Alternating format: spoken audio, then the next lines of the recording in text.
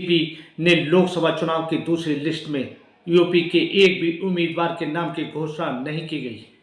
लोकसभा चुनाव में बीजेपी और विपक्ष पार्टी उन तमाम प्रत्याशियों को चुनाव मैदान में उतारना चाहती है जो जिताऊ हो, तो वहीं दूसरी तरफ समाजवादी पार्टी 31 उम्मीदवारों को टिकट देने के बाद विराम लगा दिया है। सबसे पीछे कांग्रेस पार्टी है, जिन्हें 17 सीटों पर उत्तर प्रदेश में चुनाव लड़ना है, लेकिन अभी तक एक भी उम्मीदवार के नाम की घोषणा नहीं की गई।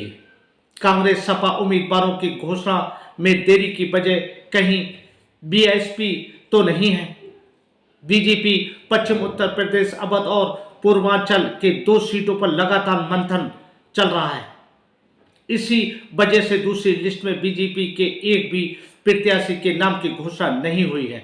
उत्तर प्रदेश बीजेपी के नेताओं का कहना है किसी भी तरीके से कोई भी मंथन नहीं हो रहा है। उम्मीदवारों का नाम स्पष्ट है, लेकिन मात्र ऐलान करने की देरी है। दूसरी लिस्ट में सूची के एक भी उम्मीदवार के नाम की घोषणा नहीं होने पर पीलीभीत से सांसद वरुण गांधी, सुल्तानपुर से सांसद मेनका गांधी, केसरगंज से सांसद बृजभूषण शरण सिंह को लेकर बीजेपी कार्यकर्ताओं में भी चर्चा का विषय है। ऐसे में जिन सीटों पर वर्तमान सांसद के टिकट नहीं दिए गए हैं, उनके टिकट काटने की भी चर्चा है। वहीं दूसरी तरफ इंडिया गठबंधन की बात करें तो समाजवादी पार्टी ने 31 उम्मीदवारों को टिकट देने के बाद विराम लगा दिया है और लगातार उम्मीदवारों से मंथन कर रही है।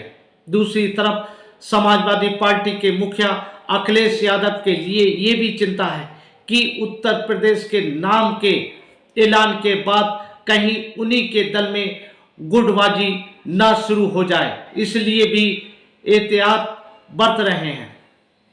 और सबसे आखिरी में कांग्रेस पार्टी जिन उत्तर प्रदेश के 80 सीटों में से 17 सीटें पर चुनाव लड़ना है, उन 17 सीटों में से गांधी परिवार 2 सीट रायबरेली और अमेठी भी आती हैं। इन दोनों सीटों पर कौन चुनाव लड़ेगा, अभी तक कोई बड़ा नेता खुलकर कुछ भी नहीं बोल पा रहा है।